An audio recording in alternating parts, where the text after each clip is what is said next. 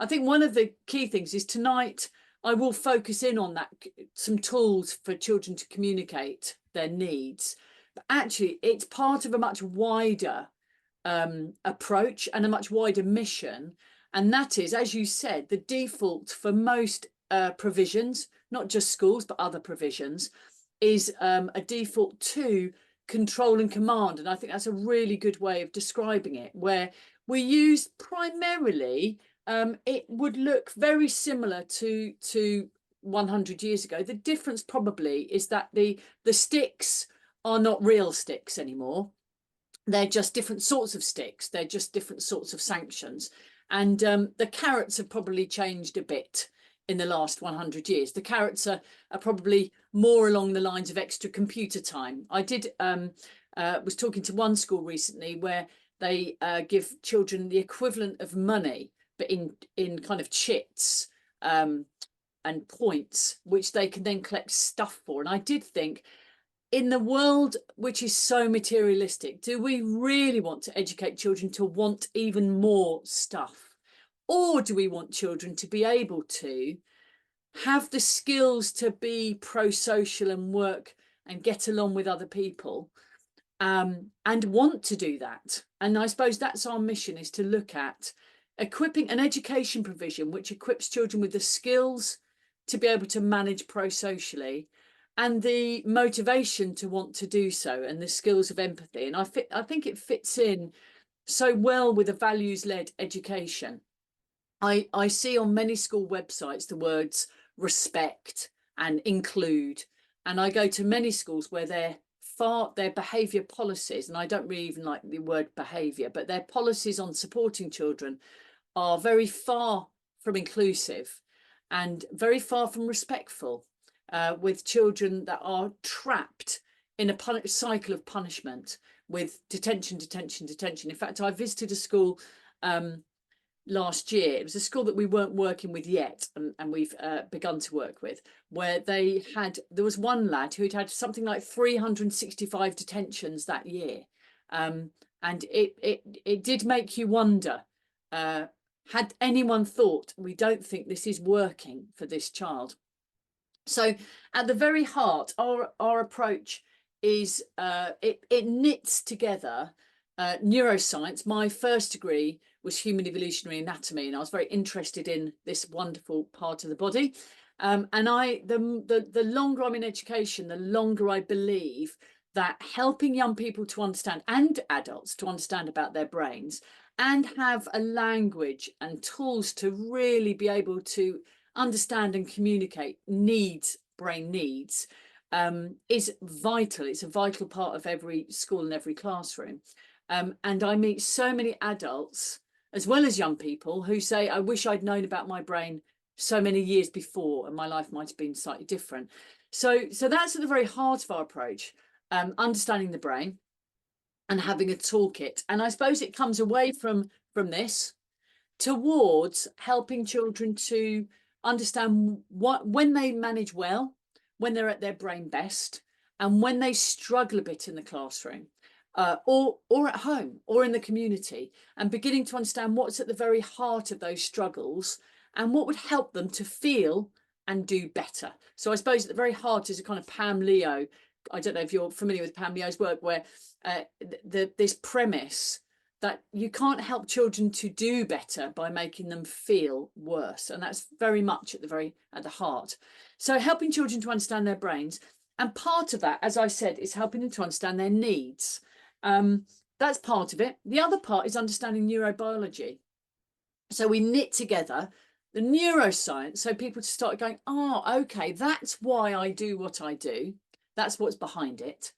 And that's the neurobiology. That's what's actually happening in my body. So recognizing that that on a day-to-day basis, the way we interact, the things we're doing, the places we're going, the people that we meet, actually change our body inside.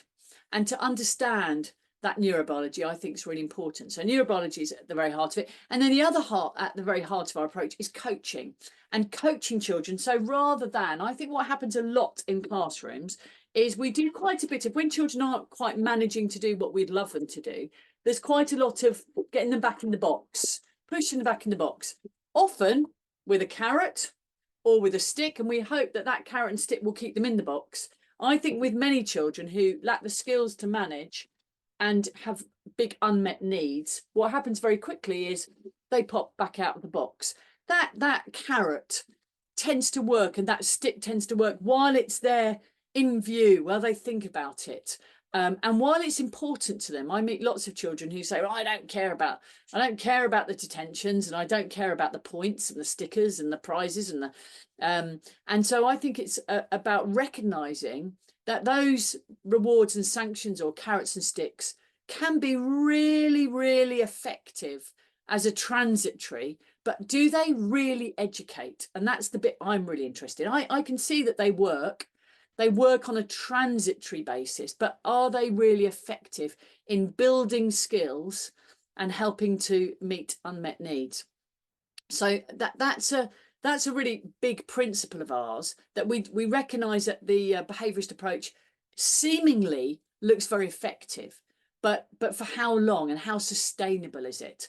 And as I said, I meet so many young people where they've had a million different reward systems in their life, and it's really not working because they've been pushed in the box and then they pop back out again. So we really look at skills and we look at unmet needs, and we think that a language around that can really help.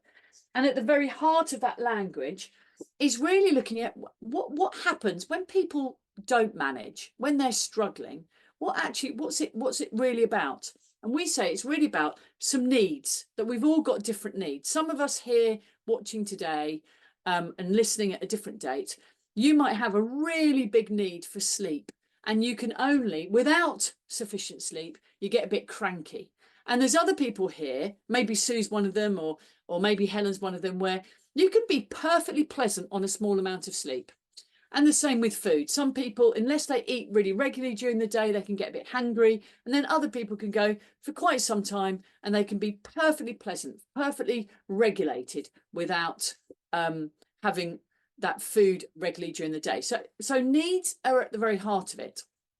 And what we believe is that if you give children the language to think about those needs and to recognise, have they got a really big need, or have they got a small need, and recognizing your need, but also within the light of, it's got to be good. It's got to be good for me.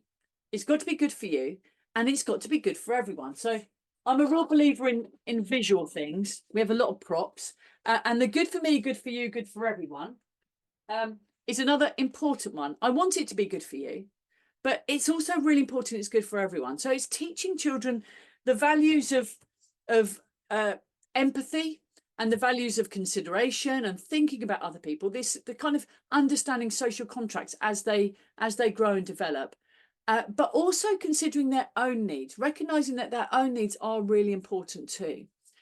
So that's at the very heart of it, and I will introduce the language that we use in some of the tools, but I think that's really important to just highlight that it's about needs, and then it's about saying, are your needs met really well? Or are they not met so well? We know that when needs are not met very well, things can happen to our body, and that's where it comes into the neurobiology. Well, no, one of them, we simplify things, and the pedants of neuroscience might say, gosh, that's not apt, it's much more complicated, and it is much more complicated in the brain, but we think that you have to simplify things for children. And so the other element is recognizing this balance that we have in our bodies between stress chemicals like cortisol. It's much more complicated than that, but like cortisol, which you need a bit of, otherwise you'll never get around to doing your tax return. So you need a bit of things to get you up in the morning. And then that balance between that and what we call feel-good chemicals like oxytocin, and how that balance, as you go through the day and as you navigate in school or work, change over time. So that's the kind of the big basis of our approach. And I think what happens a lot of the time is we either push children into the box, and then they get into that cycle of punishment. Sometimes we do a lot of I think this happens. We become the kind of puppet masters for children. When they struggle with something, we try and fix it, and we do all of the work for them. So in our approach, it's very much about coaching children. It's about helping children to really be able to think about what they need to feel and do better, and what they might need to practice, and what supports they might need. So coaching rather than rewards and sanctions is at the very heart of it. It's really about pupil empowerment. I did a master's degree, I finished it 25 years ago actually, and that was all about pupil empowerment, and how I think what's happened to the education system over the last 30 years is that the more central control we've had, particularly I'm talking about the UK, and it'll be interesting for people who might be listening in places where outside of the UK, but certainly within the UK, the central control, which started with things like the national curriculum, national literacy strategy, numeracy strategy, with very good intentions behind them, but they became quite prescriptive. And I think education has become quite prescriptive. And as you've seen more prescription, I think you've also seen much more control of children. And you've had the control of the professionals has then gone drip down. And then adults have become more controlling in the classroom. And I certainly have seen that particularly over the last 10 years, I think, with a much wider use of kind of zero tolerance and behaviourist approaches around the UK. So I'm going to go to just today. That was the kind of wider context of it. And today I'm going to really look at what do we mean by this language around needs? This is just one part of the approach. And it's about saying to children, get to understand your needs, and let's give you a good language to be able to communicate those needs in ways which are positive ways, rather than what I sometimes call prickle chuckers or prickle runners, where you get children where when things aren't okay for them, they might do the volcano, or they might do the whoa and run off, or they might do the freeze and then not want to come into school at all. And we've got this big issue with absence in schools across the UK. And we know that the violence and the aggression and the running off and the escaping and the absence from school, at the very heart of that is children not being able to actually positively say, this is what's not okay for me. This is why I'm struggling in school. This is why I don't really want to be there. This is why I'm finding it hard. So that's one of the things is really saying to children, this is important. We need to help you to understand your needs and to have a good language for communicating those positively, rather than showing these signs of stress of fight, flight, freeze that we're seeing at the moment. So this is the key, that we've got this structure for needs. We divide them into basic physical needs, and part of the physical needs that I think are often not recognised, or at least not given enough credence to within the education system, are sensory needs. I meet many young people, if we look at neuroinclusion, who have very high sensory needs, and those needs are not met very well. They find school overwhelming. They find the amount of information, the amount of noise, of busyness, especially once you get to secondary schools, it can be really quite overwhelming. So we look at basic physical needs and sensory needs. And then we look at emotional needs. We have emotional needs to do with people. We call them people around me needs. And we have emotional needs to do with the world around us. And I'll explain a bit more about these as I go through. So these world around me. So we've got those different categories of needs. And within that, there's so many different needs that one might have. And so what we've done is summarize them into 5 needs, and we call them the 5C needs. And that gives this sort of overview for children to start a summary, the beginnings of a language, to start saying, these are my needs, oh, these are your needs, this is how we can both have our needs met well in really positive ways, and then be in charge of our neurobiology. So these needs are, as you can imagine, the first need is this. We use lots of visuals because we work with children from 3 to in their 20s. And I think having a visual prompt and a visual reference is really, really important for children. So we've got feeling comfortable in our bodies, and they're all of our physical needs. And then we have people around me needs. And when I look at children and children who are struggling in school, I think it's these people around me needs that are often at the very heart of it. One is this feeling good connections. I think if you look at technology over the last 10 years, you look at the years of COVID, we've got children who find it really difficult to make connections and really difficult to sustain connections, and have had a paucity of experience of those social interactions with children of their peer group over the last few years. And we're really seeing the impact of that in schools around the country now, with children who really do struggle when it comes to making connections. So we've got making connections, and we just say, I feel good connections. I feel good connections. And distinct but very similar to that is feeling I count, feeling I matter, feeling that I'm included and I'm of value. I'm of value to society, and I'm of value to the group. I'm matter around here. So these are the two that we call people around me needs. And we try and help children to start consider, how well are your needs met? When you walk in through the school gate, how well are your needs met in different times and in different places? How comfortable do you feel? How well are your sensory needs met? And how good are your connections? Have you got good connections with the teaching staff, with other adults in the school? Have you got good connections at home? Have you got good connections with your peer group? And if you haven't, what would you like to happen now? And so at the very heart is trying to get children to not only have the language, but to feel a level of autonomy and a level of empowerment. Our whole approach is called the empowerment approach, because it's about helping children to say, do you know what, I don't feel I've got very good connections, and this is what I'm going to do to try and improve them. So it's always putting that responsibility, the support, lots of support for children, but the responsibility for them to say, what would you like to happen? And how can we help you? I meet lots of children who seem very helpless. It's almost like when things aren't okay for them, they do this. Oh, poor me, a lot of poor me, rather than actually this, I don't feel I've got good connections, and what could I do now to improve them? So we're very, it's very much about helping children to take a solution-focused lens and to take action, to feel a sense of responsibility, but also lots of support within that journey.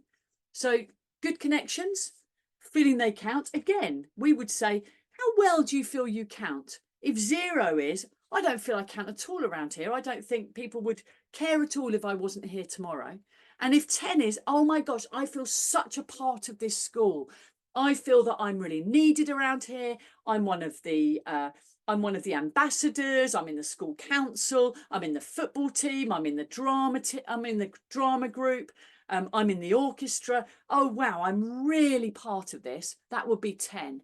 And we meet we're one of Sussex Police Partners, and we meet lots of children who are they're now involved in criminality. They've had a very difficult time. They're on that exclusion route.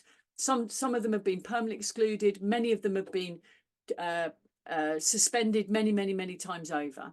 Often they are very isolated within exclusion rooms, and coaching would really make the difference. And what would really help them is to really understand their needs and to really be able to communicate those. What's often happened is for many years they've communicated those needs in not very helpful ways, in violence, in aggression, in running off, in getting that good feeling that you can get from being in the orchestra, that you can get from being in the sports team. They've got that same good feeling in ways which are unhelpful. So we believe it's really crucial that we start giving children this language. So we've got these two people around me needs, distinct but really interlinked. You can sit round with a group of friends and feel that they are on your side, that they like you, that you feel, well, you know, I feel that these people would always have my back if something went wrong. But you might not necessarily feel that you count as much as them. You could be, this is true for adults, you could be sat in a meeting thinking, yeah, I feel that I've got good connections with people. I feel that they're on my side. I feel they've got my back. I feel they're to support me no matter what. Oh, but I don't feel that I'm as important as them, or my voice is as important as them, that my ideas are listened to as well as their ideas are. So these needs are true for whether you're 3 or whether you're 73. We've all got the same basic needs. How big or small they are is something quite different. Some people might have a really big need to feel that they matter, and other people might feel okay when they don't feel they matter so much. They don't need it so much. I think that's a really good thing in life, because otherwise we probably wouldn't have people on TV, because they wouldn't have the need to feel noticed quite so much. And if everybody needed noticing as much, there'd probably be more of a kerfuffle about who's going to be top dog. So there's some good reasons why our brains are built differently. So we've got these people around me needs. There are 2 of them. I've already talked about this feeling comfortable in our bodies, and there's 2 more, and they are all to do with the world around us. I meet some young people where the reason that they're struggling in school and in college or in the community is very much to do with their connections and to not their people around me needs. I meet other children where it's quite different. Their needs are much more around these 2. We call them the world around me needs. They're much more around not feeling very capable, or not feeling a sense of control. And I say that quite clearly, a sense of control, because I think you can feel a sense of control even when you're following other people.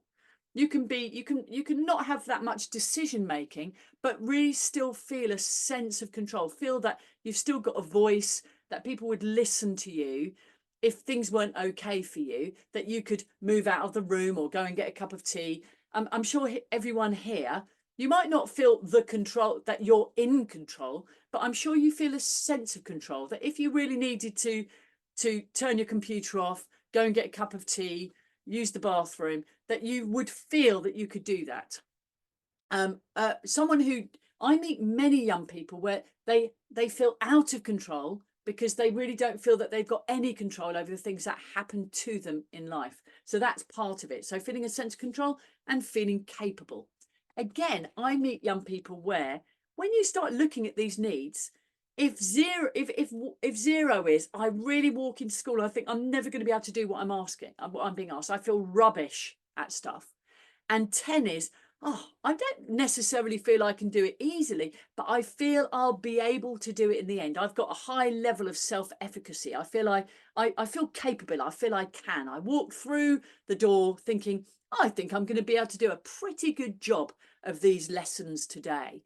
And I meet young people where they're really at the wrong end of that scale before they've even walked through those school gates. So helping children to start saying, oh yeah, I do actually, I feel I walk through and I'm at 1.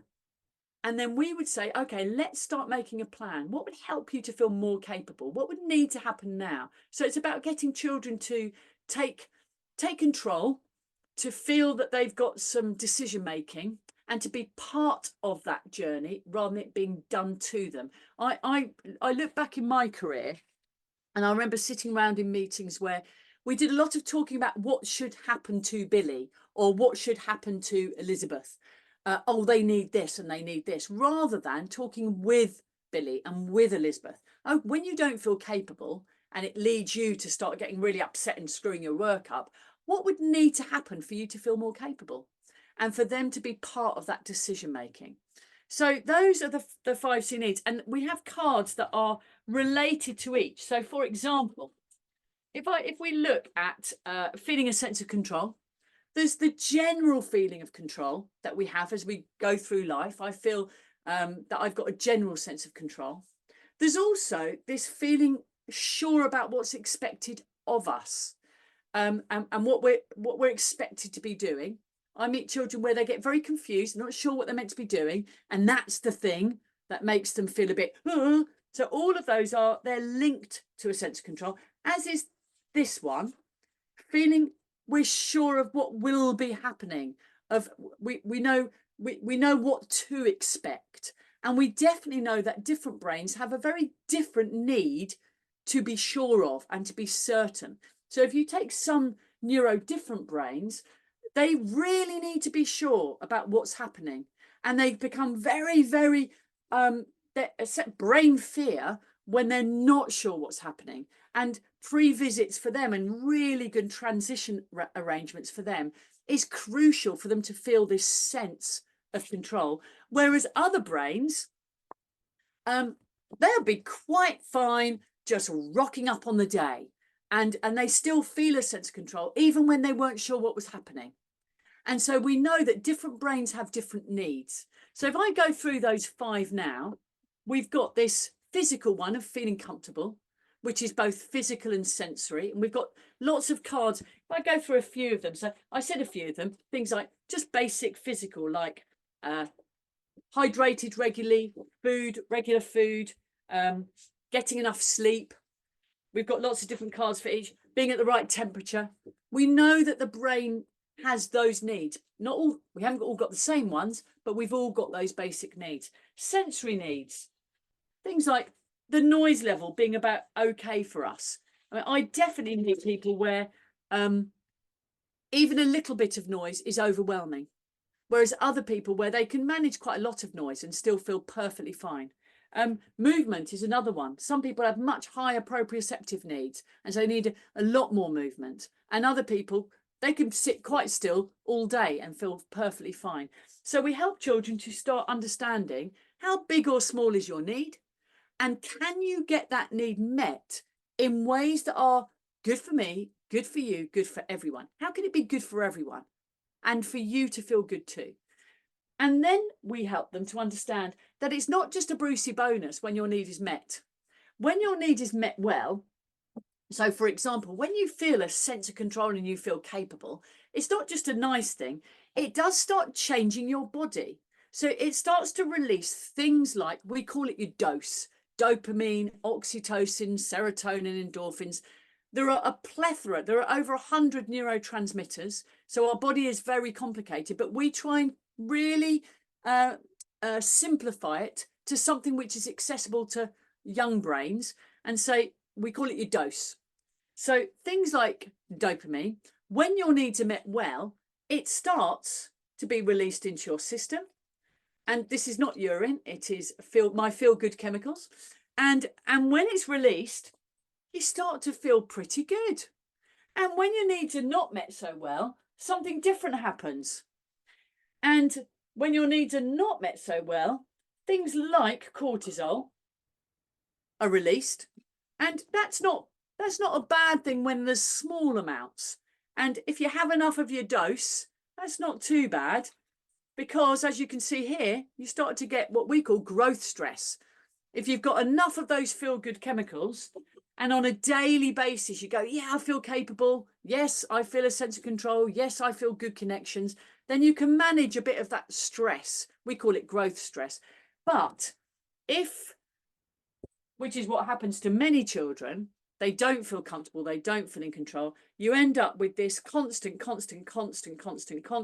stress chemicals released, which in the end becomes overwhelming. And then you end up with children becoming full of toxic stress in the end, where they really can't manage. So I better not go on for too long, but because I could talk about our approach forever, really, because I love talking about the brain, I love talking about neurobiology.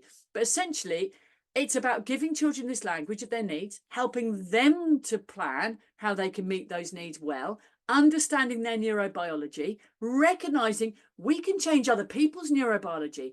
As I walk through and meet different people, and I was talking to a young lass about this just yesterday, we have great power as adults, as children, to change each other's neurobiology. I can react and respond and talk to you and act in a way that releases more feel-good chemicals.